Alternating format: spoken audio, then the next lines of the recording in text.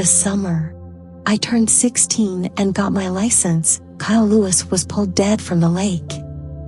It was the week before Christmas and heat pressed down over the town. People went to the lake to cool off, but Kyle didn't drown. There was no water in his lungs. Coming back now, 10 years passed. Like always when I returned to visit my parents, I found myself slowing down when I reached the lake. The turnoff was on the long road which led to their house and then on into town, and I felt myself pulled toward it, as if a magnet lay in the deep center of it, drawing me. I stopped and got out the car and stood there on the side of the road, looking out toward the water, the shimmer of sun on the still surface. The memories rushed back at me. The evenings my father and I spent out in the garage working on the car he'd bought for us to do up together. My sister sobbing at our table and my mother comforting her while my father stood silent. The long days of summer and the police and the rumors people whispered to one another. The swagger of the Ryan brothers around town. And the last day of Kyle's life, recounted to police by those who'd seen him. That day he'd slept until 11. He and my sister Taylor had been up late drinking the night before, and when they woke the empty bottles and glasses were still on the bench, the smell of booze hung in the air of their little house. They lived on the same long road as my parents did, but further into town. I passed their house each day when I biked home from school, dreaming of the day my car would finally be ready for me. Kyle was hungover and he sat on the couch and rolled a cigarette while Taylor made them coffee. She asked him if he wanted anything to eat and he said no, he wasn't hungry. He was quiet and she knew he was worried. He was worried because he owed Dean Ryan and his brother Pete money, and they were getting impatient. When told this, the police wanted to know what he owed them for. Taylor said he bought some car parts off Pete Ryan and hadn't paid him yet, but eventually she told them the truth. By then he'd been found and lay cold in the morgue, and she wasn't worried anymore about what might happen to him. It already had. Kyle drank his coffee and smoked 2 cigarettes one after the other, then he showered and pulled on the jeans and navy t-shirt he would die in. He told her he was going to visit a friend and drove out the way he always did, tires squealing, sending up a cloud of dust which hung in the still air. At the mobile on the corner, he pulled in to buy more cigarettes and an energy drink. While he was stood there at the counter, Pete Ryan walked in and came up behind him. "I'm coming to collect today," Pete said. That was what the cashier heard him say, and she didn't know what it meant. She said Kyle didn't reply, or if he did, she didn't hear it. Or maybe she knew more, just like we all knew more, and didn't want to get on the wrong side of the Ryan brothers. My dad had gone to high school with them both, in the same year as Dean, who was the oldest, and he said even back then they were raising hell all over town, making a name for themselves. After Kyle left the mobile, he came to ask my father for money.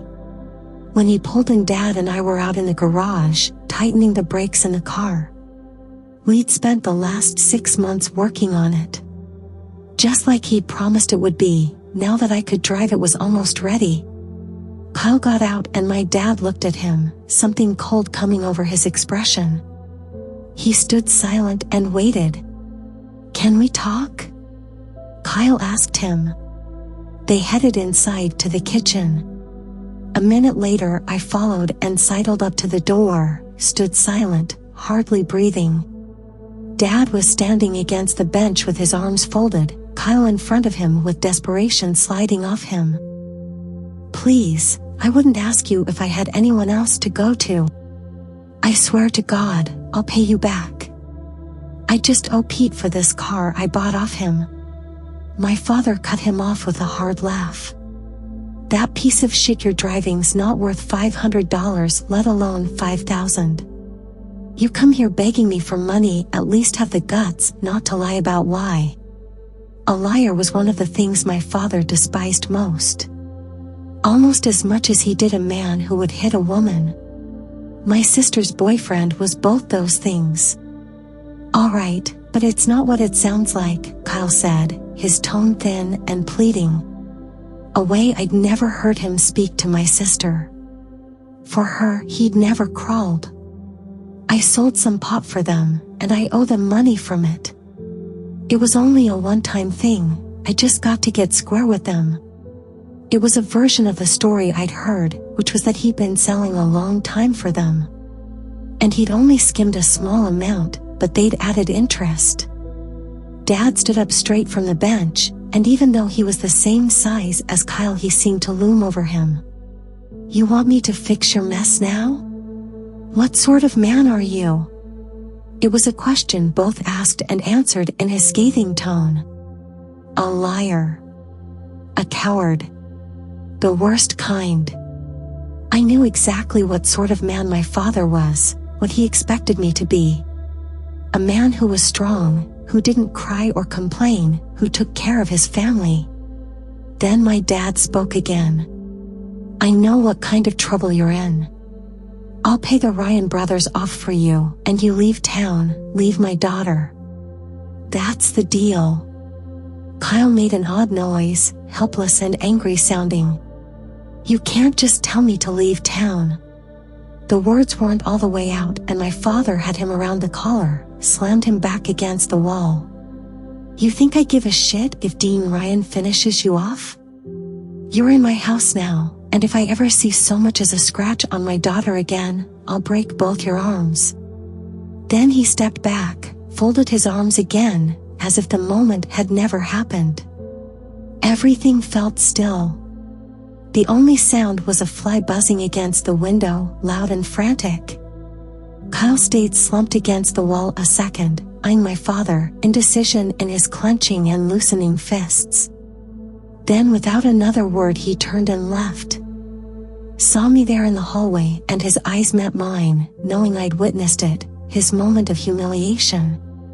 He pushed past me roughly, shoving his shoulder into me. I felt a shiver of apprehension then. Not for myself, but my sister. My father had wounded him, and she would bleed for it. He left our house and went back to his, driving fast up the long road which ran between us. He was tense when he got back, pacing and smoking in the kitchen. He and Taylor argued, she told the police. They argued because he asked if she would leave town with him, and she said no. She didn't want to leave her family. He told her if she really loved him, she would go with him. While they were arguing, she tripped over. She hit her face against the bench and split her lip. Later that day, Kyle drove the short distance into town and went into the pub which Dean and Pete Ryan didn't drink at. He got drunk and he started talking big, saying he wasn't scared of the Ryan brothers. He had a knife and he was ready to kill whichever one came for him first. About 9 in the evening, the doorman kicked him out.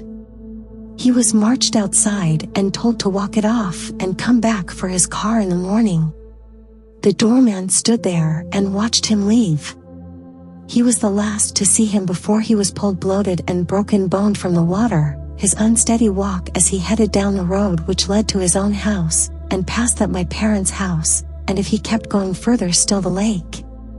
The next morning the car was there on the street still, Kyle not in his bed, and my sister starting phoning around to see if anyone knew where he was. 2 days later his body rose up to the surface of the lake, and was spotted by a man out fishing. Both Ryan brothers were pulled in for questioning. People saw them escorted into the station. After seeing Kyle at the mobile, Pete Ryan had gone to spend the afternoon watching his son play cricket. He'd stood on the sideline and watched him make run after run, and after he'd taken him out for dinner. Then he'd dropped him back to his mother's house and gone around to his brother Dean's house. He and Dean sat outside in the warm night and drank a box of Woodstock. Sometime about midnight, he couldn't remember for sure, Dean headed to bed and Pete stretched out on the couch and went to sleep. They were each the other's alibi. Nothing ever linked them there to the lake. Still, many in town believed it was them. Others said there was no sense in the brothers killing him over a few $1,000s. After all, now they were never getting their money. They said Kyle pissed plenty of people off, and maybe he mouthed off to the wrong person as he made his way home. The police came to our house the day after he was found to speak to my father. They sat in the lounge as the fan stirred air overhead, and I passed them cans of lemonade from the fridge. Dad told them about Kyle asking him for money, coming over while we were working out there on the car, and he nodded his head toward it, the freshly painted Ford. Then one of the cops shook his head and laughed. Looked at my father. "You can't have been too pleased to have your daughter shacked up with him," he said. "I sure wasn't," my dad replied. I wished he'd lie then, for his own sake. Not admit he'd hated his daughter's murdered boyfriend. But Dad always said, "Your word is all you have. Be someone people can trust." There's no one on this earth I trust more than him. It was a story now, a decade later, the haunted lake. Kids who swam out there claimed they felt something grab at their legs under the water. He was always trying to be someone big in town, Kyle Lewis, and eventually he was. Every time I visited, Dad and I would drift out to the garage after dinner. Just like we used to when I was a kid still living at home. There was something soothing about being out there with him, the petrol-scented concrete and the glow of the fluorescent light, the way we understood one another without having to speak. My childhood was something unending there. Dad took 2 beers from the fridge in the garage and passed me one, and we stood drinking, looking toward the road. It was quiet out here at night. I wondered if he felt the pull of the lake like I did. Do people still think it was the Ryans who killed Kyle? I asked, not looking at him. We never spoke of that. Yeah, I guess so, he said. People don't talk much about it now. I remembered the day Kyle was pulled from the lake, the convoy of police cars driving past as we stood there in the garage. The solemnness of their cars with sirens and lights off, and the scraping sound of Dad scrubbing sandpaper over the car. The stark look of the metal underneath the old paint. "Dad, stop, they might see," I had begged him. He paused only long enough to look up at me. "Everyone knows we've been doing up this car, son," he said. "No one will think a thing about it." He was right, of course. Everyone was too busy looking at Dean and Pete Ryan. The police looked right at the car as they sat in our house and looked away again. My dad bought a new headlamp to replace the smashed one and took the car in for a new paint job after he'd banged out the dent, and no one ever said a thing except to ask what color he wanted it. But for all those years afterward, when I went out there to the lake, I couldn't stop myself imagining it. My dad in the darkness hauling the body from his car, carrying him over the stones so as to not leave a trail, and how he did that I didn't know. He dropped him in all the way around the far side where trees grew low into the water and no one ever swam, and it was time enough before he was found for what evidence there was to be lost. I could only imagine it because I had sworn to never speak of that night, not to anyone. Not even him. The memory I carried was buried inside me now, of driving up the road to test the brakes on the car and rounding a corner and seeing him there. The animal look of him in my headlights, the drunken lumber, the glowing eyes, and for an instant I saw again him barging me in the hallway of my house, hitting my sister in his own house. There was a moment I could have braked and didn't. I could have swerved and didn't. My dad was there in minutes after I called him, stood with me looking at the lifeless shape of Kyle Lewis on the side of the road. There was the sound of something deep in the night, frogs and birds, coming from the bush. Then he put his hands on my shoulders, looked at me steadily. "Listen to me, this is my fault. I was the one driving. You got that? You can never speak about this again, do you understand?" He pressed his own keys into my hand, ordered me to drive his car home and shower and go to bed and forget this ever happened. I got into his car and saw in the rearview mirror the car there on side of the road, my father beside it, phone in his hand. That moment was the end of my first life, the hazy days of childhood where anything felt possible. The life which came after was both darker and clearer, the knowledge of exactly what I was. "Who'd you call that night?" I asked him. I've always wondered. I didn't know if he'd answer. I'd made a promise to him, and that was what we did. We kept our word. He protected me all these years. I called Dean Ryan. Told him I'd hit someone on the road and I needed his help. We go back a long way, me and him. He helped me dump him out there. He nodded his head toward it, the lake we couldn't see from here but could feel. It was something which would always be there between us, the dark magnet of the past, pulling at us. What did you have to do for him? Dean Ryan did no favors. What he gave, you paid for. My dad looked at me again, and I felt the weight of all the things I didn't know. It was bad for him, everyone seeing Kyle still walking around after ripping him off. I paid off Kyle's debt to him, and he let people think what they wanted. I thought then of Dean Ryan's long silence. Denying or admitting nothing. The silence which had grown between me and my dad. All of us bound by it. That night I had known, as I always had, my father would do anything to protect me. Because I knew what sort of man he was, one who took care of his own. Same as I was.